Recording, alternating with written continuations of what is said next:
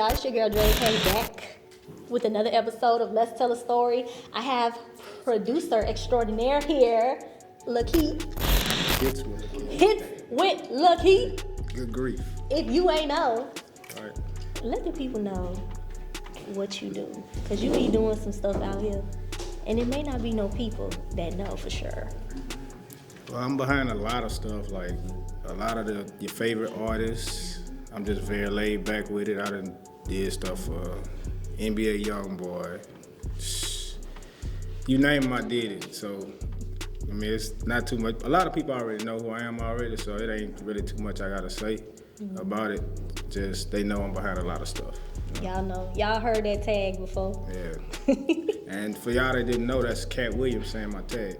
The hits with the key, good grief. For real? Mm-hmm. I didn't know that. Yes. How did that happen? He came to my house when I used to have a studio at my house up in when I used to live in Baker a while back. He just popped up at my house one day looking for me, and he got there like about 12 noon. Stayed there till about 2 o'clock in the morning, and we just was in there recording. He used to be with Dipset at the time, and he came there to get beats from me and he got high, recorded all day. He said that in one of the songs, and I just used it from there. Really? It just blew up from there. Yeah. That's dope. So how you get your start with producing music and everything like that? I used to do it for fun. Me and my partner, Be Real. Shout out to my partner, Be Real. Joe Mex. Yeah, shout out to Joe and Be Real. We just used to be in the house playing around. I really learned from Be Real on the beats. Cause Be Real, he used to be doing some shit that I used to be like, man, fuck, I'm gonna learn that. And once I learn it, I'm gonna kind of, get my own name. So I bought the equipment, learned how to use it, and from there I just was recording, doing beats for my friends and stuff. And then my partner Weezo came to the house, to my studio one day, and we came up with this Pill song. And when we did that Pill song, it went crazy in the city. So I like, shit, I'm about to stick to producing because now I got a big name with producing, and everybody started buying beats from me like that. I was like, I'm gonna stick with this. Stuck. Yeah, it stuck with me, so I've been doing it ever since. So would you say Be Real is like a mentor to you? Yeah. Because he done mentored a few people. I tell him that all the time, though, like, if it wasn't for him, I wouldn't be producing, because I was rapping at first. I used to be with Kane and Abel. I don't know if y'all know, Kane and Abel used to be with No Limit. I used to rap with them, but then when I learned how to do the beats, I just said, fuck, I'm gonna stick to this. So, did you know that you had a passion for just like making beats and everything like that? But is it something that you just fell into, like you saying? No, I had a passion for it. I just didn't know how to work the equipment. Once I learned the equipment, then I just took it from there. I was into basketball at first. I was a ball player. So, in high school? Yeah, like high school, middle school. Yeah. I know a lot of guys who started in high school with basketball and everything like that, but once they graduated, they didn't really see an opportunity to like go pro or go in college and everything like that. Was that ever a dream of yours? Yeah, that was my number one dream. Yeah. I mean, it was me. I know y'all know Moneybag from Glen Oaks. He was a ball player, like Jeremy Bennett. There was a lot of us that played, like, we all wanted to go to the league. You know what I'm saying? But we just, we was in the streets too, so the streets kind of took us away from it.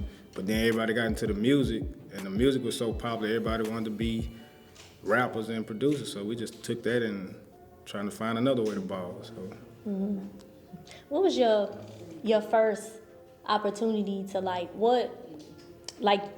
producing your beats and everything like that? So first you're getting well known as making beats, but then you make a beat, and then you get artists to come and do their thing and everything like that. What was like your first opportunity to work with like a major artist? It could be local wise or whatever.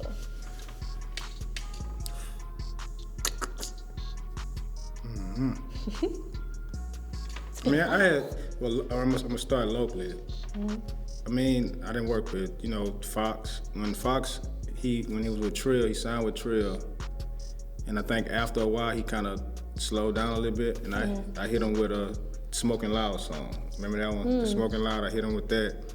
That kind of kept me up. Who else? With AJ, who did the Doing My Dance. He came in my studio just playing around, and I told him, man, you better do that song. And that song took off.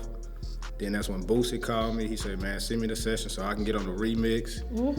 So it kept going. Let me see, my partner Draco Street, I did a song for him, CC, and I think Keith Street.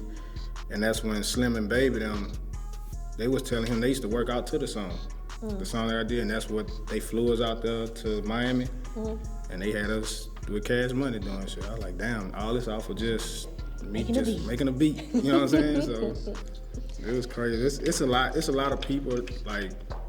It's like Master P. I did some stuff for him. Like one day I produced a beat with him and Gangsta, and he called me. I was just moving around BR. He called me and say, I need you to fly to LA. And I was like, when? He was like 5 o'clock in the morning. I'm like, go.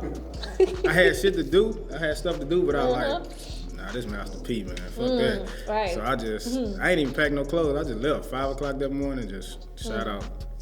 And it just was history from there. So. What you do when you got out there? Was that your first time in LA? No, that wasn't my first time in LA, but just somebody like Master P. I grew up listening to Master P. For him to just hit me up like that. As soon as I got out there, I went straight to the studio. Like I got there, made it like 11 o'clock that night. Straight to the studio. Was there till like 8 that morning, and he was just like, this dude here don't stop. Like y'all be in the studio all night? Yeah, we been all night. Y'all don't take naps? No, that's like the best time to work, like as an artist and a producer, because you know in the daytime if we got families and stuff, we got to do stuff with our family. So nighttime be the best time for us because nobody bothers us at night. So it's your creative hour. Yeah. So working with like these major people and artists and celebrities and things like that, how has that helped to shape you as a producer? Like, is your work ethic differently now than it was when you first started? Nah, I mean, I always been hungry for it, even like when I first started. But working with them just make you, I guess it's a word, hungrier. Yeah, like it's motivation. Like you see how these people living. You come back to Baton Rouge, you'd be like, you get depressed. I get depressed flying over, seeing LSU, like, man, I'm back at home. But it just make me get back and work harder because I want to be like that too. So, all the work that I put in is showing to me now because I'm living good, my kids taken care of. It's just, you gotta stay hungry and you gotta stay humble. You know what I'm saying? Those two things will get you a long way. Because I've been doing this since '99, and I'm still here today, and people still know my name. So just stay humble with it. So staying humble has kept you in the game for the long run. That's the only thing that's gonna. Yeah, because I don't just look at it as business with the artist. Like if I work with an artist, I get in tune with the artist. Like with Delvin the Crazy Man, when I work with him, we get in tune with each other. It's not just oh, we gonna do this and a transaction. Yeah, I get to know him, like, so I can make sure his music is for him. You know what I'm saying? So you one of them producers, because I be looking for producers like that, that like involved in the song. Yeah. Like if no, you should do this, like maybe you should do that, like you're giving input and advice as well. Yeah. That's what you mean by being involved. Yeah, like you might be in the studio with me, and I'll tell you to sing. If you got something, I'll tell you to sing it to me. And you got to beat it. If I feel like it ain't gonna go right with it, I'm gonna call in my guitar players. So you do R&B, right? So I call in my guitar players. We sit down in which we let you sing it, and we do everything from scratch. Like, really? Yeah. I'm talking about. Just go on my page, you'll see. I got a lot of stuff on there. I saw. So you're musically inclined, clearly. Yeah. So what other instruments do you play? No, I don't play. I got my own guitar players. Like, you got your own guitar. Okay. I know how to play keyboard. I don't know the notes. I just know it by ear. Like, I do music by ear. So I don't really like when it comes to instruments now. I know what I want to hear. Like I tell them, like I need this done, and they can play it for me. So where do you get your creativity and your inspiration from? Just from life. Just like everyday living, like stuff that I see going on, or how I feel. Like I just go off of my feeling. I think it's kind of unique that you said that, because when you think about artists, they get inspired to talk, they get inspired to rap, but you as a producer, you get inspired to make a beat, make a sound. Right. So that's like, how when you're working with different artists, like what type of artists do you look for as far as like creativity and just being inspired by them and their music? Really, it don't really matter. Like I do all genres of music, so it don't really matter. But I like R&B and pop and with the new music, the Afro beats, like stuff like that. I love that type of music. So, and that's all I listen to every day. So when I get in my studio, that's how I'm feeling. You know, and I could create that. But like I might do something with you or something. You might be used to a certain lane, but I'm gonna put you in a different lane to challenge you. I like my comfort zone. Don't throw me over there. But that's the best way though. Like, you know, you gotta challenge an artist. Yeah. That's what makes you stand out. Cause I don't like to hear the same stuff. You get what I'm saying? Like, if I feel like it sounds like something that's already out, we're gonna go a different route. Cause that's gonna make you stick out. You feel what I'm saying? So. And you've been doing this for a while, so you've had time to like listen to different like eras of music and everything like that. What do you think about this era of rap and what's going on in today? Not even as a producer, but like as a consumer as well, you know?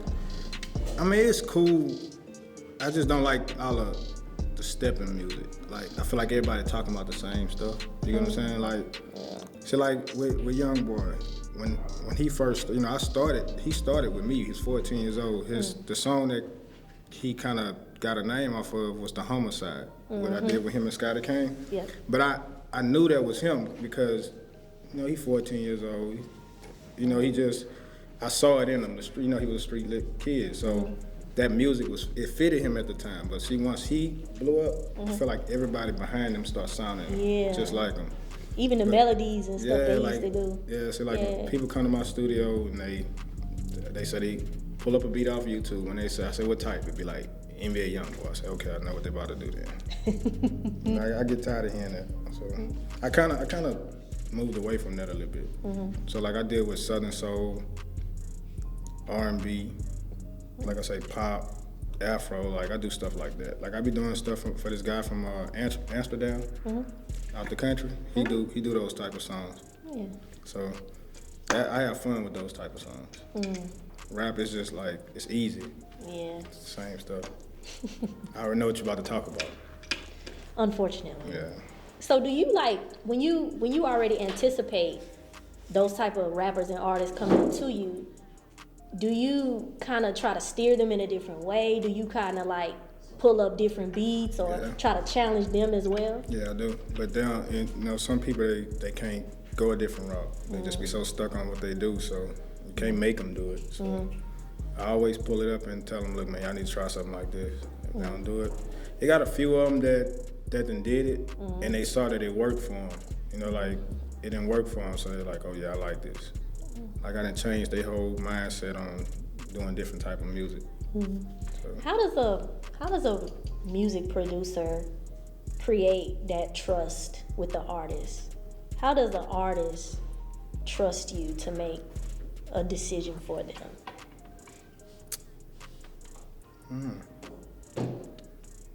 I mean, I guess they do their homework, their background on you, and they see the people you've worked with. They see what you've done, you know, for the city, and they hear your stuff like in a club. They know that you're capable of doing a certain thing. That's what make the artist trust you as a producer, because they know, okay, he's done this before, so I know I can put trust in him. And what makes me trust them, I just sit back and I just watch they work ethic. You know what I'm saying? Like I'll be in the studio with somebody and they don't know I be paying attention to them. Like this little guy I just took under my wing named O'Shawn. He a singer, and he was an R&B singer, but he, you know, R&B was cool, but I felt like he was something else, and he did a Southern Soul song for me, and flipped the script. So now I got him, I'm pushing him, and he didn't even expect it. It just messed him up. Like, damn, bro, you got me doing something totally different, but he see the people love it. You know what I'm saying? So And then I got him with on the song with Pokey. You know Pokey Brown? Who did the side piece? You know, he works with our label, Major League. So he doing a lot of work with us. So he's gonna be, you know, mentoring him. So sonically, like, what's the main difference between R&B and Southern Soul? Because if you think about it, it's all soulful music, but what's the real difference sonically with it? I think Southern Soul, they just know how to put it in a more commercial way. Like, you listen to R&B, if we talking about sex and shit like that, we know what they talking about, you know, but Southern Soul, like, what's the guy now, he got the Kiss You Where I Miss You song. See, like, a kid can still listen to it because they don't know what they really be talking about. Yeah. You get what I'm saying? So it's just different. Southern Soul, like, they give it to you on a friendly side. Yeah, What drives your passion? Like, you've been in the game for so long. What continues to drive that passion and just kind of keeps you on track with producing and working with different artists and things like that? Waking up knowing I got kids to feed and 2 grandkids. Grandkids? Yeah. How old are you? I'm 40. Really? Yeah. You don't look 40. Yeah.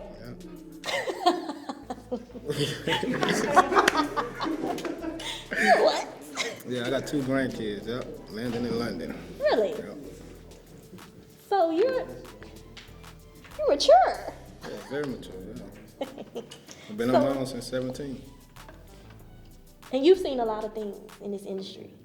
A lot. What is an experience? Can you tell me a story about an experience that you had that kind of shaped the way you just rock as a producer or just as a businessman? Like, what's something that kind of happened or something that you experienced to kind of make you be mature when it comes to your business?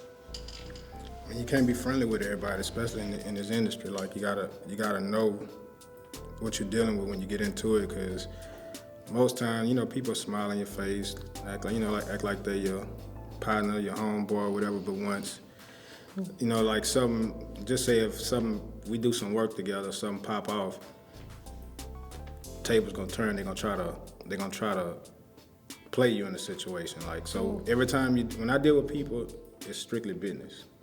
Like, I can't really make friends in this business. Like, if I ain't been knowing you, I'm not making no friends. So even when people come to my studio, they know it's strictly business with me, because I'm not trying to hold conversation with you. We're gonna do what we gotta do. I'm gonna work with you as artists. Get it done. Like, all my sessions be private. Like, I don't even do hangouts in my studio.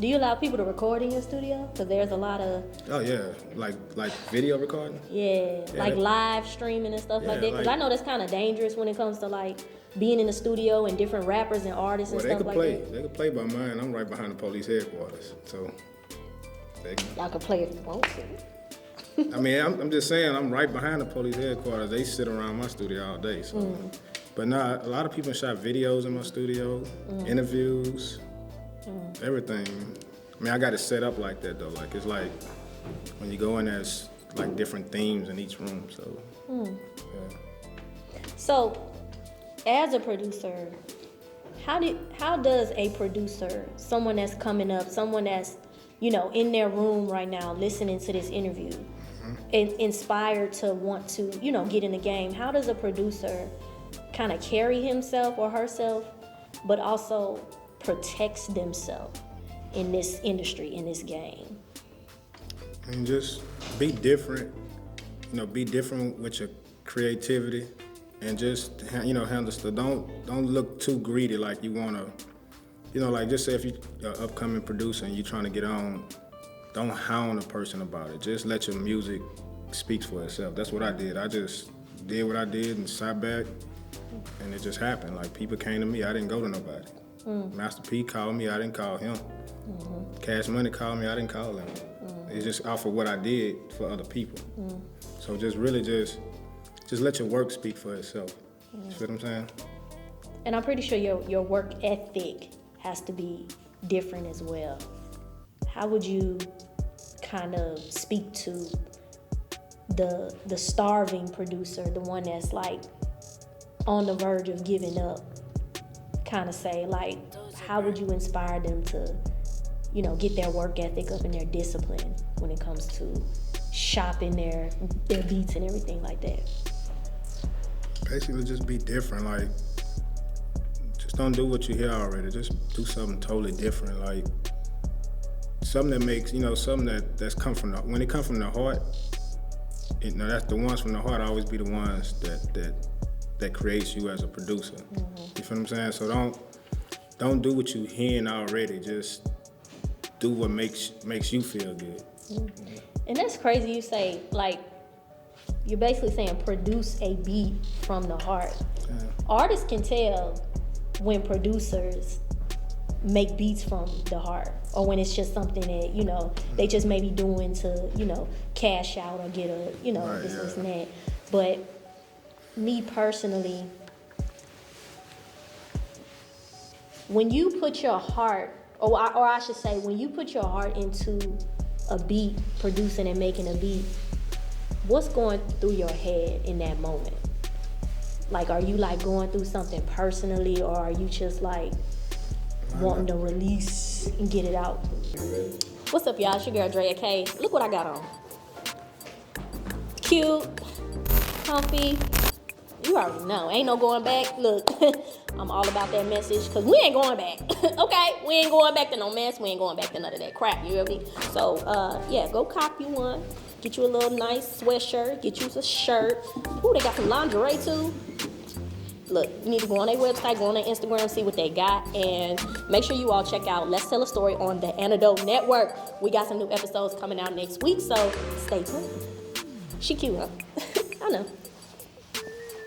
Look, Louisiana Daiquiri Factory. You can follow me at LA_Daiquiri Factory. And look, this how we rolling with it. I'm making daiquiris with premium alcohol. You see this here? That's what I'm making my daiquiris with. This is apple cognac. We make this with V-Long. Yo, this shit fire. We make a tropical passion with this new Ciroc. We got a green apple. That's his favorite. It's my favorite, y'all. Peach Douce, strawberry Hennessy, plenty different flavors. Just follow me at Louisiana Daiquiri Factory. Simple. You can call me, DM me, or text me, and I'm pulling up. Certified. You heard me? Yeah. I got drink. Down. Hi guys, my name is Ajane Cody. You can follow me on Instagram at The Songwriter's Legacy. I'm a motivational speaker, an author, women empowerment coach, a healing empowerment coach, and also a podcaster. What I have in my hand is a soul renewal kit. Well, it's the box to the soul renewal kit. So again, I am a healing coach, and I do promote healing and also mental health. I'm a mental health advocate. And you can find this kit on my website. It comes with a poetry book, a writing journal, and also a devotional journal, just to basically help you get back on track, to stay focused, you know, just reposition and realign yourself if you may have feel like you may have, you know, veered off track a little bit. So follow me on Instagram, click that link in my bio, and everything you need is right there. My name is Drea Kay. I am a poet, an author, a publisher, and also event designer. You can follow me on Instagram at Brianna Kay_. Brianna Kay_. Follow me. Shout out to the Antidote Network. So when you're inspired and, you know, you're feeling your creativity come alive, like when you say put your heart into a beat, what does that actually mean? Like, just do whatever your heart telling you to do. Like, don't get in there and think about another producer or another artist's song and say, I'm gonna create something that kind of sound like that. Do what you wanna do. You feel what I'm saying? Just do what makes you feel good. So I've had two producers tell me that they see in color when they making a beat. What does that mean? I don't know. Have you ever heard that before? They would say, I'm making a beat, I'm sitting there making a beat, and I just see random colors, and that inspires me. I don't know what that means, and I be trying to understand it. I don't see that, but I know in my sleep I be seeing them Pro Tools waves. You know, like, really? Yeah, because I see that shit all day, every day, so I see that in my sleep when I'm asleep. I don't know what they talking about with the colors. So I don't get it. when I'm producing, I be thinking about stuff that I can hear on this beat. You get what I'm saying? So, like if I'm producing something and I hear a singer, you know what I mean? I think all producers do this though. When we produce, we kind of have an idea for the song already, because as we making it, we kind of humming some type of tune to it or whatever. And if I hear a certain tune and I be like, damn, who would sound good on this? I'll actually call that artist and be like, hey, come over here and I want to see if you could do something to this. So how does somebody get on your call log? Somebody that you can just call and be like, hey, come through, come do this, come do that. Like, how does an artist like build a relationship with producers? You as a producer. I mean, when I know that they hungry and this is what they want, I mean, I don't mind them calling me or, me calling them. It's just, you just gotta want it. I don't want you to, like, here today, gone tomorrow. I might not see you 2-3 months later. Nah, I want an artist that's consistent about their work. So that's why I had to get 2 phones, because so many of them call me. Sometimes when I leave the house and I'm not dealing with music, I like to just be free from it. So I leave that phone, just take the other one. How much does music consume you? Like, even when you're not producing beats in that moment, are you still looking for inspiration when you're driving in a car or just being out and about? Are you still like inspired by certain things that you hear? Yeah, everything inspired. Like sometimes I just, like if I'm in a quiet room and I hear the clock ticking, the little tick, I be trying to build a beat around that little tick. Like everything just strictly music to me. Even when I'm on a plane, like I take my headphones, I put them on, I just be listening to old school music. That's what really inspires me, like old school music.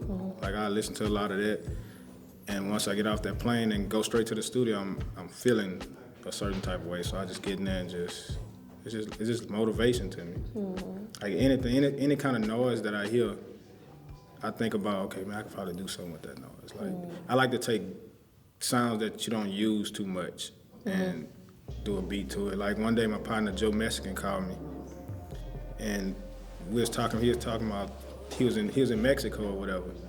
So when I got off the phone with him, I said, oh shit, I'm about to get in the studio and just do a old salsa type of beat. And I did it, and I actually posted it on my page. I just went in there and made it just to see if I could do it, and I did it. So, but it just be stuff like that that just motivates me. Does it aggravate you sometimes, like, cause you have a gift, clearly. Does it aggravate you sometimes when you're trying to focus on other things and trying to be present in the moment with other things, but that gift keeps pulling you away? Like, is it hard to turn off the gift sometimes? Yeah, it is. Very hard. Like one time I was at a concert with Master P. I'm watching him on stage. I'm like, man, I'm ready to leave this concert. I'm ready to go to the studio, man, because this shit here is lit. Like, he doing all kind of shit. So I'm like, straight from that concert, straight to the studio. Just from what he was doing on stage, because it'd be just unreal just to actually be right there and like to mingle with these people backstage, see how they rock, you know what I'm saying? That shit just, it's just like a different lifestyle. But I always involve my family with it though. Like everything I do, I involve family with it. I never do, I don't care where, if my kids can't go nowhere, I don't need to be there. That's how I look at it. So I take them on the road with me. Every time I go to fly to Cincinnati, they with me. So they experiencing this with you. Yeah, that's what you want for them. But that's what I'm doing it for.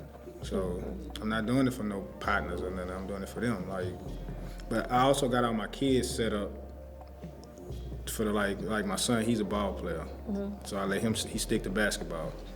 My 7-year-old daughter, she's an actor, so I have to go on movie sets with her a lot. She had recently did a movie with Mike Epps. Yeah, a movie called I'm a Virgo.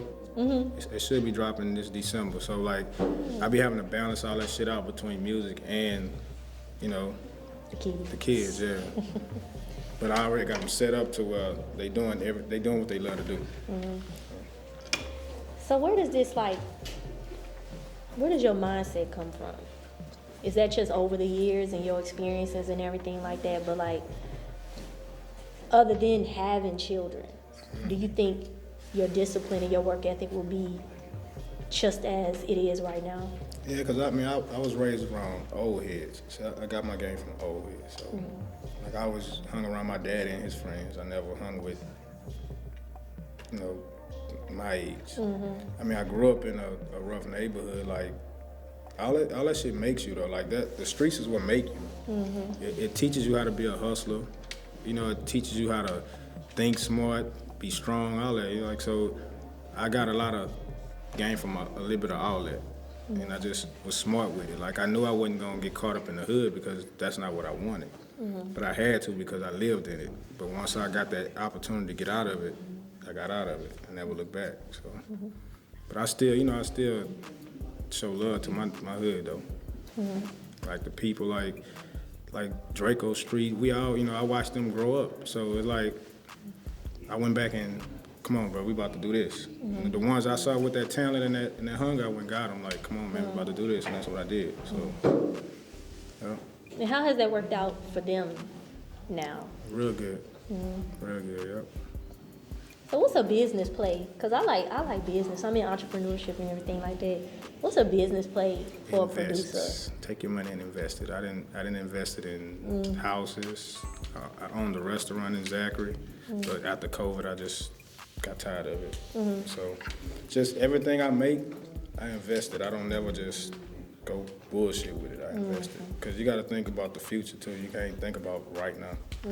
So just always, I don't care if it's $1,000, find something to do with it.